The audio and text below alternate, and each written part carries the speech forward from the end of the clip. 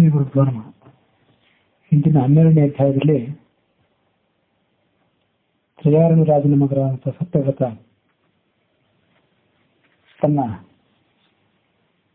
ಅನೈತಿಕ ನಡವಳಿಕೆಯಿಂದ ತಂದೆಯ ಭರ್ತ್ಸನೆಗೆ ಗುರಿಯಾಗಿ ಚಾಂಡಾಲ ವಸತಿಯ ಸಮೀಪ ವಾಸ ಮಾಡಿದ್ದು ಮತ್ತು ತಪಸ್ಸಿಗೆ ಹೋಯಿತಂತಹ ವಿಶ್ವಾಮಿತ್ರನ ಕುಟುಂಬದ ಪೋಷಣೆಯ ಜವಾಬ್ದಾರಿಯನ್ನು ವಹಿಸಿಕೊಂಡಿದ್ದ ಕಥೆಯನ್ನು ನೋಡಿದ್ವು. 13ನೇ ಅಧ್ಯಾಯದಲ್ಲಿ ಅದರ ಮುಂದುವರೆದ ಭಾಗವನ್ನು ನೋಡ್ತೀವಿ.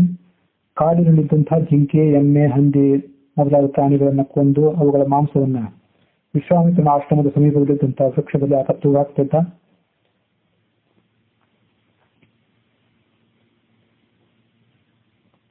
ಆತನ ತಂದೆಯಾದಂತಹ ತ್ರಯಾರುಣ ವಿರಕ್ತನಾಗಿ ಕಾಡಿ ಹೊರಟು ಹೋಗಿದ್ದ. ಮಗನಾದಂತಹ ಈ ಸತ್ಯವ್ರತ ಚಾಂಡಾಲವಾಸದ ಶಿಕ್ಷೆಯನ್ನು ಅನುಭವಿಸ್ತಾ ಇದ್ದ. ಹಾಗಾಗಿ ರಾಜ್ಯದಲ್ಲಿ ನಾಯಕರು ಯಾರು ಇಲ್ಲದೆ ಇದ್ದಾಗ ಉಪಾಧ್ಯಾಯರು ಮತ್ತು ಯಾಜಕರು ಆಗಿದ್ದಂತಹ ವಸಿಷ್ಠರೇ ಆ ರಾಜ್ಯದ ಜವಾಬ್ದಾರಿಯನ್ನು ಮತ್ತು ರಾಣಿವಾಸದ ರಕ್ಷಣೆಯ ಜವಾಬ್ದಾರಿಯನ್ನು ಕೂಡ ವಹಿಸಿಕೊಂಡಿದ್ರು.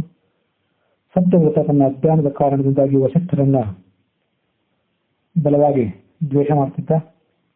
ಏಕೆಂದರೆ ಆತನ ತಂದೆ ಅವನನ್ನ ಪರಿತ್ಯಾಗ ಮಾಡಿದಾಗ ಗುರುಗಳಾದಂಥ ವಸಿಷ್ಠರು ಅದನ್ನ ತಡಿಲಿಕ್ಕೆ ಹೋಗಿರ್ಲಿಲ್ಲ. ವಸಿಷ್ಠರ ಅಭಿಪ್ರಾಯದಂತೆ ಈ ಸತ್ಯವ್ರತ ಕೇವಲ ಕನ್ಯಾಪಹಾರ ಅನ್ನುವ ದೋಷವನ್ನು ಮಾಡಿದ್ನ ಹೊರತು ಪರಸ್ತ್ರೀ ಅಪಹಾರ ಅನ್ನೋ ದೋಷವನ್ನು ಮಾಡಿರಲಿಲ್ಲ. ಯಾಕೆಂದ್ರೆ ಪಾಣಿಗ್ರಹಣ ಮಂತ್ರಗಳು ಸಫಲವಾಗುವುದು ವಧೂವರರು ಸಪ್ತಪದಿಯನ್ನ ಅನುಸರಿಸಿದ ಬಳಿಕವೇ. ಸಪ್ತಪದಿಯ ನಂತರ ಅವರಿಬ್ಬರು ಪತಿಪತ್ನಿಯರಾಗ್ತಾರೆ. ಸಪ್ತಪದಿಯ ಮೊದಲು ಅವಳು ಕನ್ಯೆ ಆಗಿರ್ತಾಳೆ. ಸತ್ಯವ್ರತ ಕನ್ಯಾಪಹಾರ ಮಾಡಿದ ಕಾರಣವಾಗಿ 12 ವರ್ಷಗಳ ಪ್ರಾಯಶ್ಚಿತ್ತವನ್ನು ಅನುಭವಿಸಿದ್ರೆ ಆತ ಶುದ್ಧನಾಗ್ತಾನೆ ಎಂಬುದಾಗಿ ವಸಿಷ್ಠರ ಆಶಯವಾಗಿತ್ತು. ಆದರೆ ಈ ಸಂಗತಿ ಆ ಸತ್ಯವ್ರತನಿಗೆ ತಿಳಿದಿರಲಿಲ್ಲ. ವಸಿಷ್ಠರ ಧರ್ಮವನ್ನು ತಿಳಿದಿದ್ರು ಕೂಡ ನನ್ನನ್ನು ರಕ್ಷಣೆ ಮಾಡಲಿಲ್ಲ ಎಂಬುದಾಗಿ ಭಾವಿಸಿ ಆತ ಅವರನ್ನು ದ್ವೇಷಿಸುತ್ತಿದ್ದ. ವಸಿಷ್ಠರು ಆ ವಂಶದ ಬಗ್ಗೆ ಬಹಳ ಪ್ರೀತಿಯಿಂದ ಕಾಳಜಿಯಿಂದ ಇಂಥ ಒಂದು ನಿರ್ಧಾರವನ್ನು ತೆಗೆದುಕೊಂಡಿದ್ರು. ಸತ್ಯವ್ರತ ಈ ಕನ್ಯಾಪಹಾರ ರೂಪವಾದಂಥ ಕಾರ್ಯವನ್ನು ಮಾಡಿದ್ರು ಕೂಡ ಕಠಿಣವಾದಂತಹ 12 ವರ್ಷದ ಉಪಾಂಶ ವ್ರತವನ್ನು ಪೂರ್ಣಗೊಳಿಸಿದ್ದಾದ್ರೆ ಆತ ತಾನೂ ಪವಿತ್ರನಾಗಿ ತನ್ನ ವಂಶವನ್ನು ಉದ್ಧಾರ ಮಾಡ್ಕೊಳ್ತಾನೆ ಎಂಬುದಾಗಿ ಅವರ ಆಲೋಚನೆ ಇತ್ತು.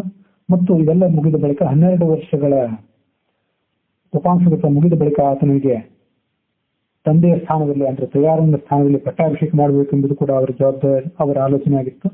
ಆದರೆ ಈ ಸಂಗತಿಗಳು ಮೂಢನಾದಂತಹ ಸತ್ಯವ್ರತನಿಗೆ ತಿಳಿದಿರಲಿಲ್ಲ. ಸತ್ಯವ್ರತನಿಗೆ ಕಾಡಿನಲ್ಲಿ ಒಂದು ದಿವಸ ಆಹಾರಕ್ಕಾಗಿ ಮಾಂಸ ಎಲ್ಲೂ ಸಿಗಲಿಲ್ಲ. ವಸಿಷ್ಠರ ಕಾಮಧೇನುವೆ ಆತನ ಕಣ್ಣಿಗೆ ಬಿತ್ತು.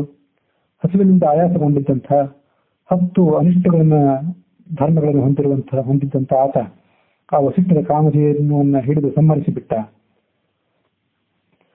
ಮದ, ಪ್ರಮಾದ, ಉನ್ಮಾದ, ಶ್ರಮ, ಕ್ರೋಧ, ಹಸಿವು, ಅವಸರ, ಭಯ, ಲೋಭ, ಕಾಮ ಇವುಗಳು 10 ಅನಿಷ್ಟ ಧರ್ಮಗಳು. ಇವುಗಳು ಮನುಷ್ಯನಿಗೆ ಧರ್ಮದ ತಿಳುವಳಿಕೆ ಆಗುವುದನ್ನ ತಡೀತವೆ ಎಂಬುದಾಗಿ ನಾವು ಸ್ಮೃತಿಯಲ್ಲಿ ನೋಡ್ತೀವಿ.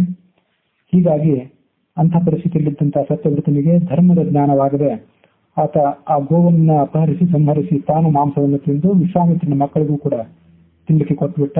ವಸಿಷ್ಠರಿಗೆ ಈ ಸಂಗತಿ ತಿಳಿದು ಬಂತು.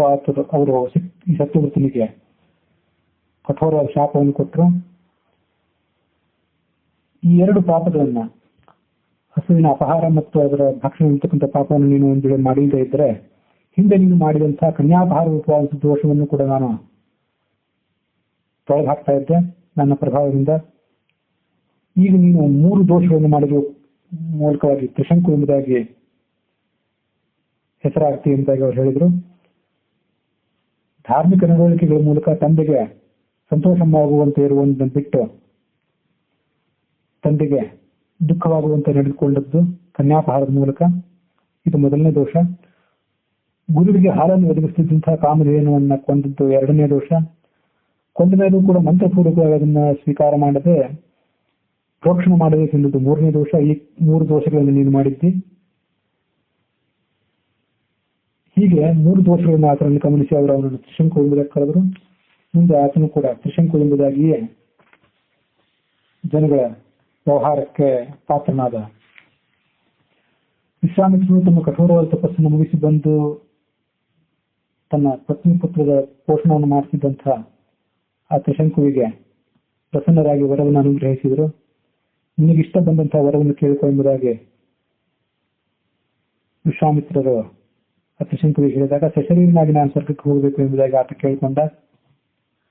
ಪುರಾಣಾಂತರಗಳಲ್ಲಿ ಬರುವಂತೆ ಇದೇ ವರವನ್ನು ಆತ ವಸಿಷ್ಠ ಮತ್ತು ವಸಿಷ್ಠರ ಪುತ್ರದ ಮೂಲಕ ಕೇಳಿಕೊಂಡಿದ್ದ. ಆದರೆ ಅವರ ಮೂಲಕ ಅವನಿಗೆ ಆ ಕೋರಿಕೆ ಈಡೇರಲಿಲ್ಲ.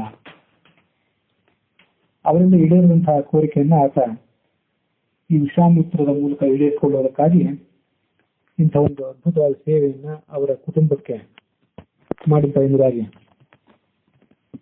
ನಾವು ಈ ಭಾಗವನ್ನು ಗಮನಿಸಬೇಕು.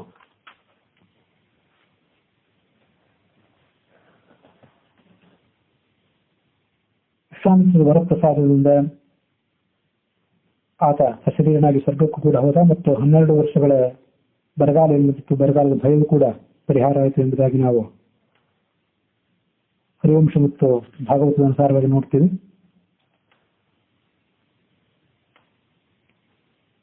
ಸಶರೀರನಾಗಿ ಆತನನ್ನು ಸ್ವರ್ಗಕ್ಕೆ ಕಳಿಸಬೇಕು ಎಂಬ ದೃಷ್ಟಿಯಿಂದ ಅವರು ಯಜ್ಞ ಮಾಡಲಿಕ್ಕೆ ಪ್ರಾರಂಭ ಮಾಡಿಸಿದ್ರು ವಿಶ್ವಾಮಿತ್ರರು.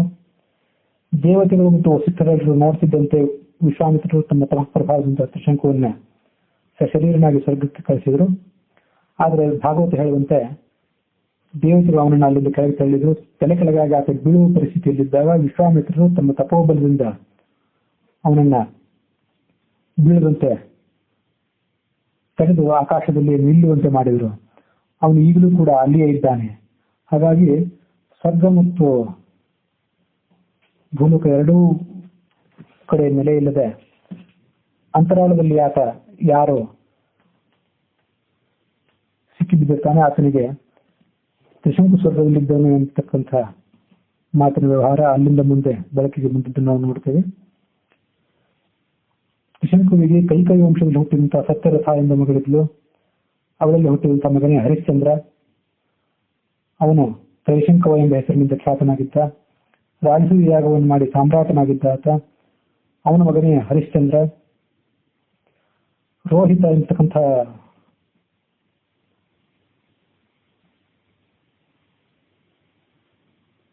ಮಗ ಆ ಹರಿಶ್ಚಂದ್ರನಿಗಿದ್ದ. ರೋಹಿತ ಅನ್ನುವಂಥ ಪಟ್ಟಣವನ್ನು ಕೂಡ ಅವನು ನಿರ್ಮಾಣ ಮಾಡಿದ. ಸಂಸಾರದ